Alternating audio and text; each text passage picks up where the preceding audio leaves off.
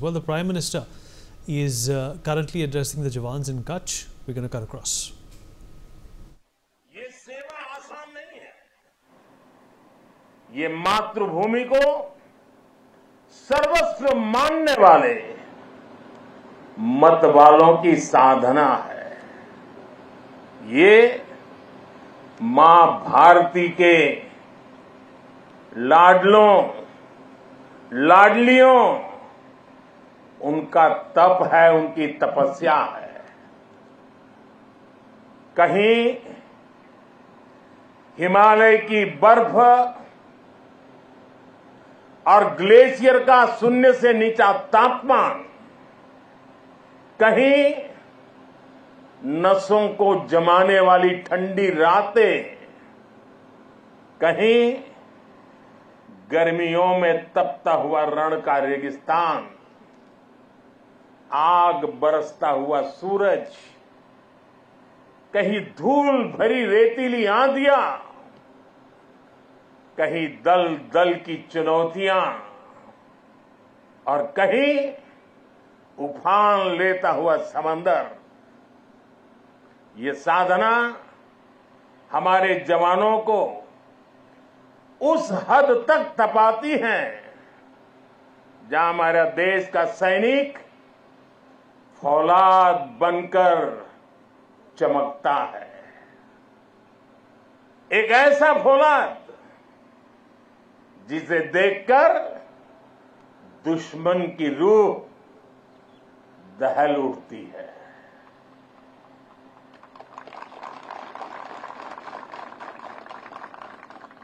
दुश्मन भी आपको देखकर सोचता है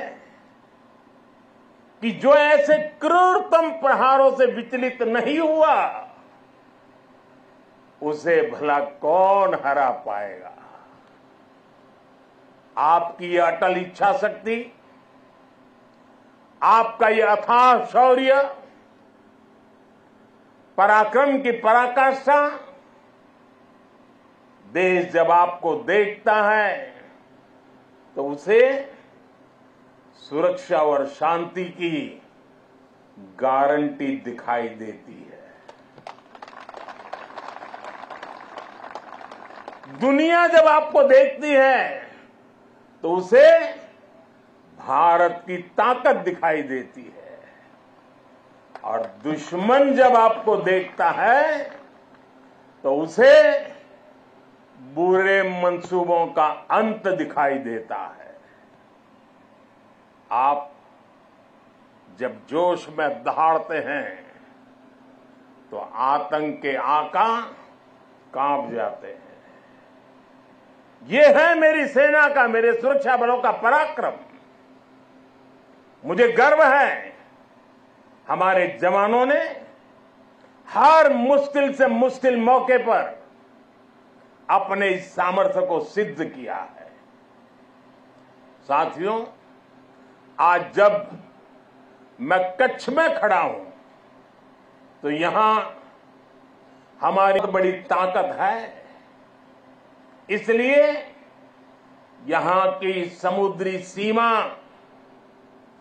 भारत विरोधी षड्यंत्रों का सबसे ज्यादा सामना करती है। कच्छ के इसी क्षेत्र में भारत की अखंडता का उद्घोष करती ये सर क्रीक भी है। अतीत में इस क्षेत्र को रणभूमि बनाने की कोशिशें भी हुई।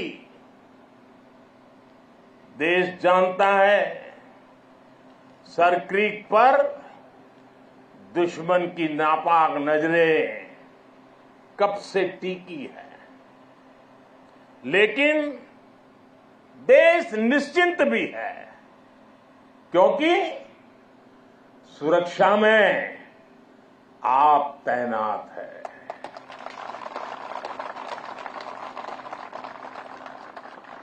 दुश्मन को भी पता है 1971 के युद्ध में किस तरह आपने मुंहतोड़ जवाब दिया था। इसलिए हमारी नेवी की मौजूदगी में सरक्रीक और कच्छ की तरफ अब कोई आंख उठाने की भी हिम्मत नहीं करता है।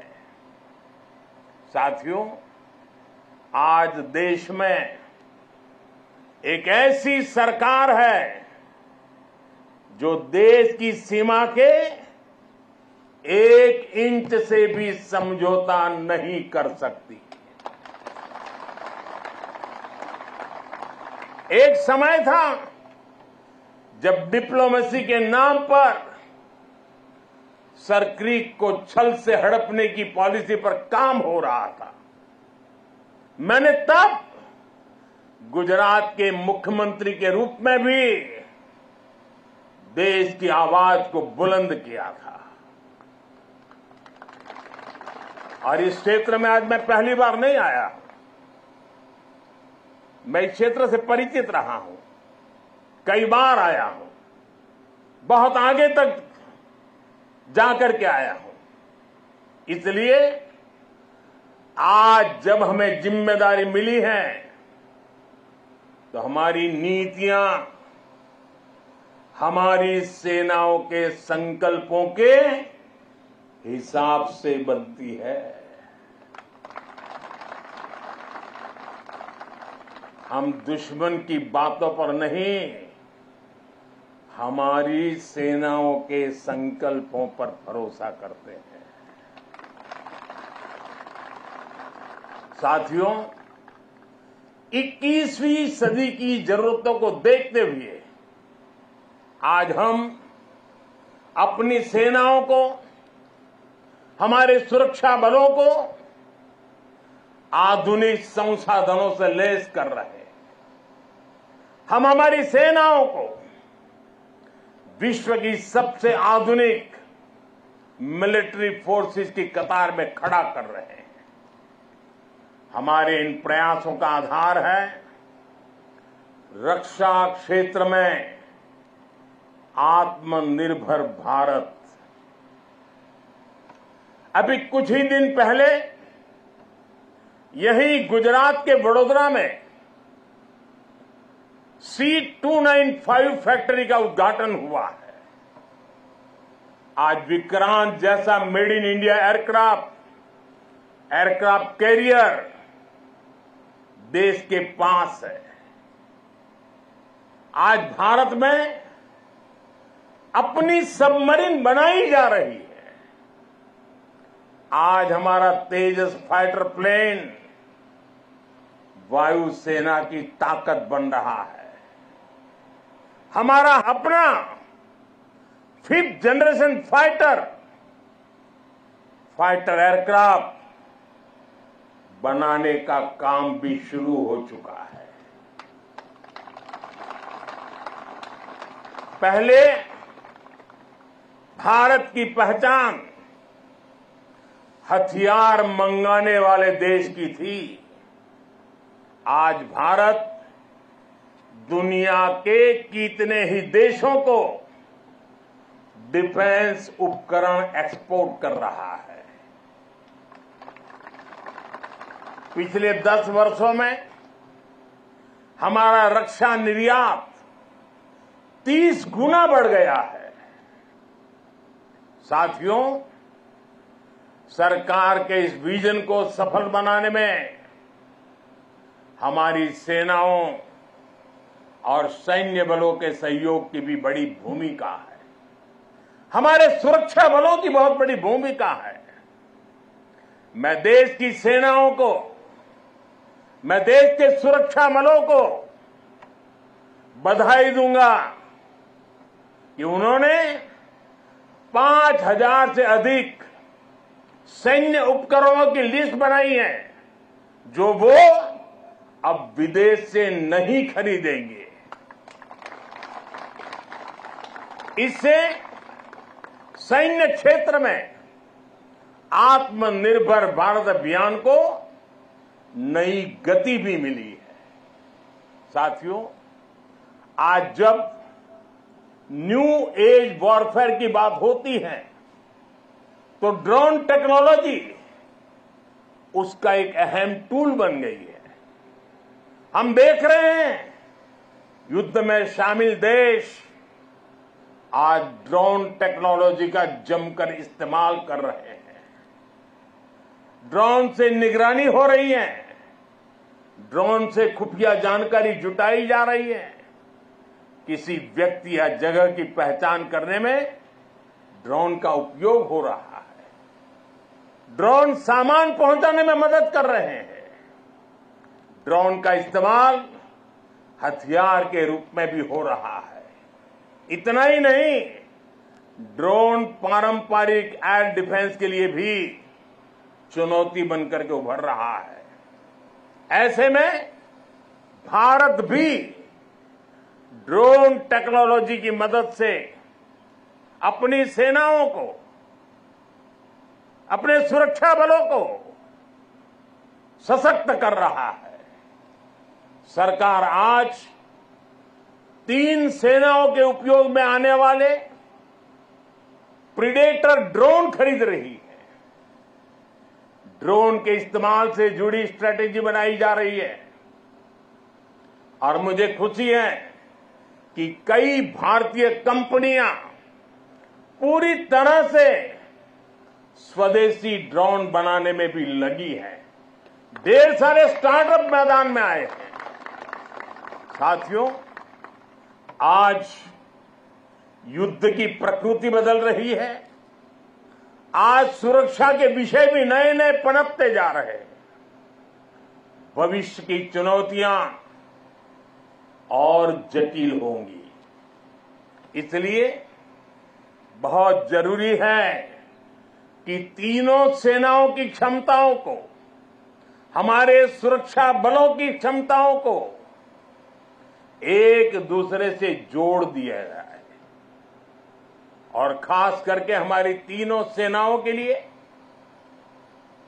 उनका प्रदर्शन इस जोड़ने के प्रयास के कारण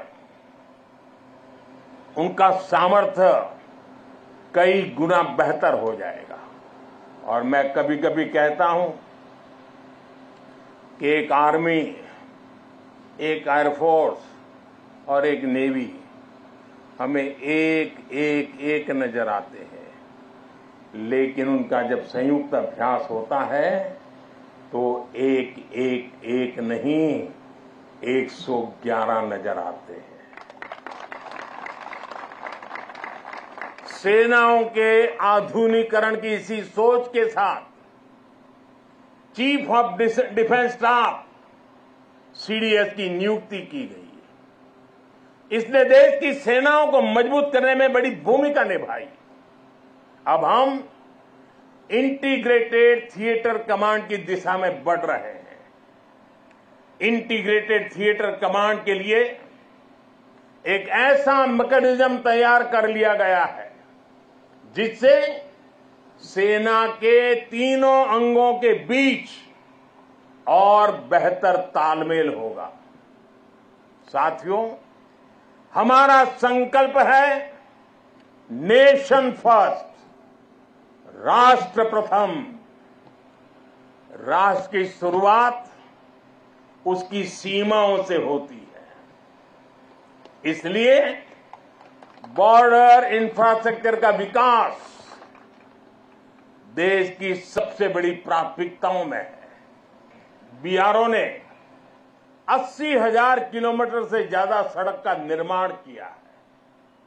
लद्दाख और अरुणाचल प्रदेश में भी रणनीतिक रूप से महत्वपूर्ण सड़कें बनाई गई है। पिछले 10 वर्षों में बीआरओ ने 400 के आसपास बड़े पुल बनाए हैं। आप जानते हैं, देश के सबसे दूर दराज के इलाकों में ऑल वेदर कनेक्टिविटी के लिए हमारी सेनाओं के लिए टनल कितनी महत्वपूर्ण है।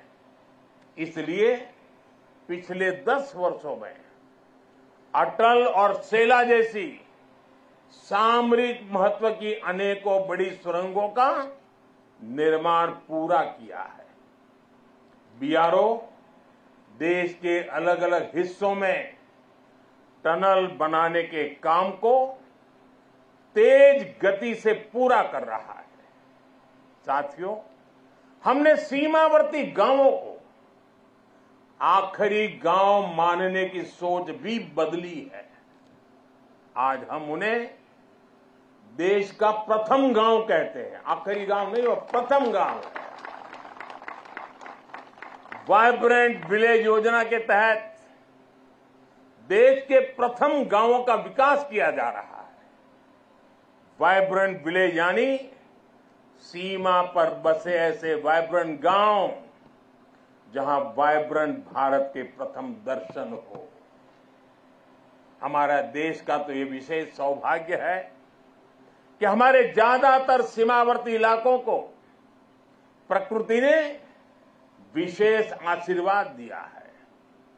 वहां पर्यटन की अपार संभावनाएं हैं। हमें उसे तराशना है, निखारना है।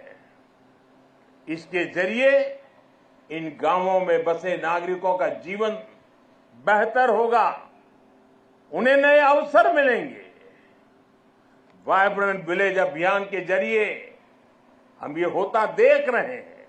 आप ही के यहाँ आसपास के जो दूर दराज के आखिरी गांव कहे जाते थे, जो आज पहले गांव है, वहां सीवीड का काम आपकी नजरों के सामने तेजी से बढ़ रहा है। बहुत बड़ा आर्थिक नया एक क्षेत्र खुल रहा है। यहां मैंग्रोव के पीछे एक बड़ी ताकत हम लगा रहे हैं। वो देश के पर्यावरण के लिए तो बहुत सुनहरा अवसर है, लेकिन ये मैंग्रोव के जो जंगल तैयार होंगे वो यहां के टूरिस्टों के लिए, और जैसे धोरडो में रणोत्सव ने पूरे देश और दुनिया को आकर्षित किया है, देखते ही ये इलाका टूरिस्टों का स्वर्ग बनने वाला है, आपकी आंखों के सामने बनने वाला है। साथियों, इस विजन को आगे बढ़ाने के लिए हमारी सरकार के मंत्री भी सीमावर्ती वाइब्रेंट विलेज में जा रहे हैं।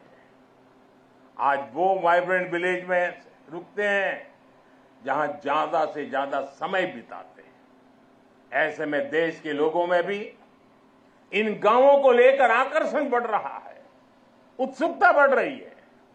साथियों, राष्ट्रीय सुरक्षा के साथ एक और पहलू जुड़ा हुआ है जिसकी उतनी चर्चा नहीं होती।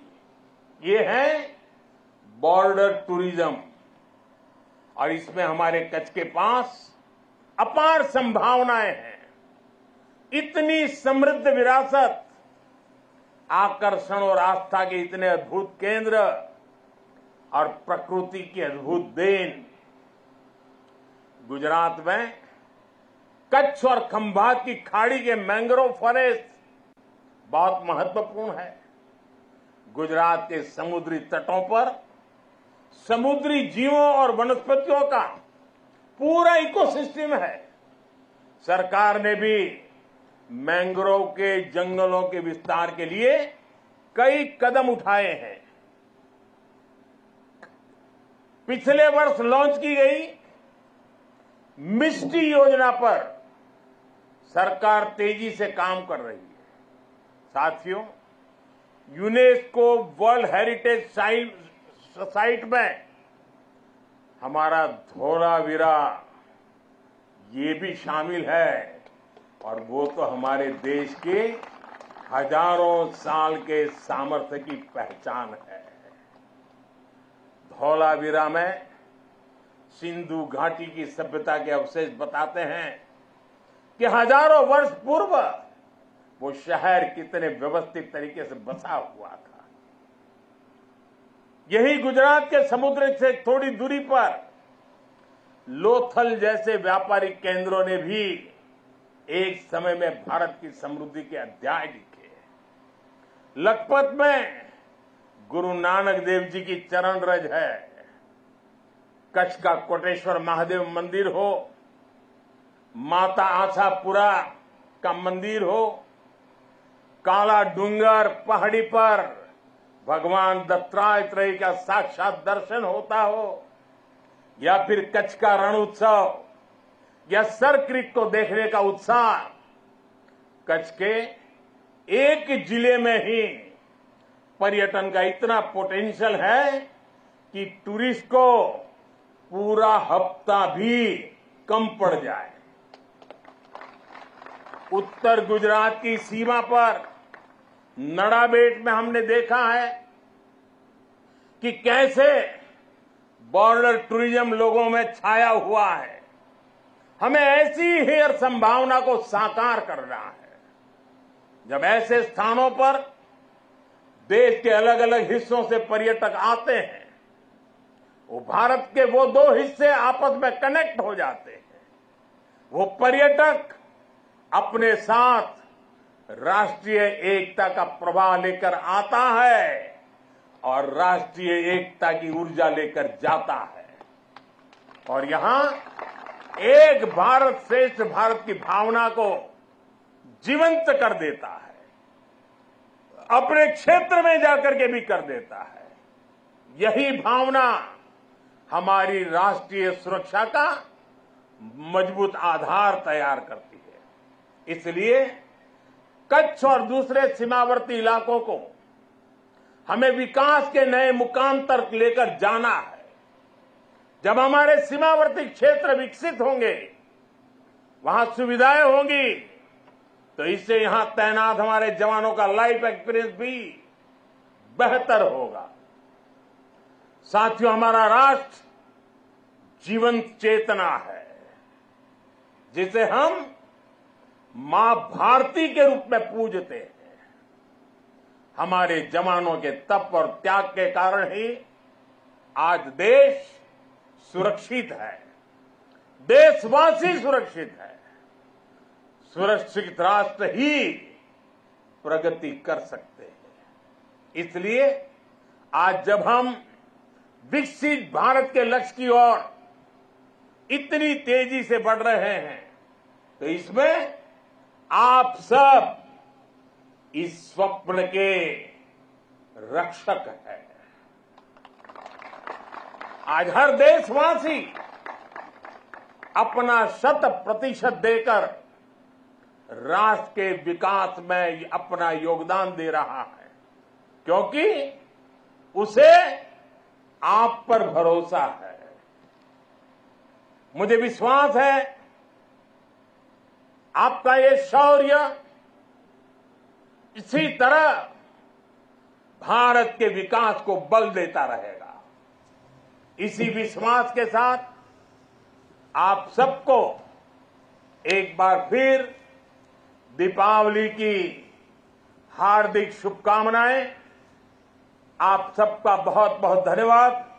मेरे साथ बोले भारत माता की, भारत माता की, भारत माता की, भारत माता की, वंदे। For more such videos, subscribe to the NewsX YouTube channel, hit the bell icon.